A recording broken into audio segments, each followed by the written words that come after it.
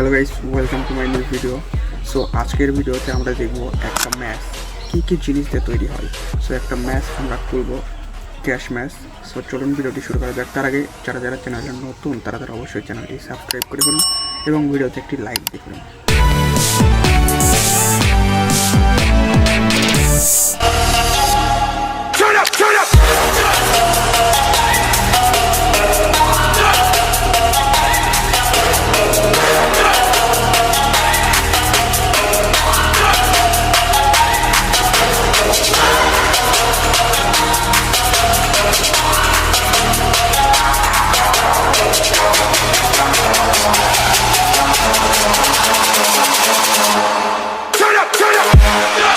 Guys, এখানে আমরা সর্বমোট 5টি পার্টস বের করতে পেরেছি।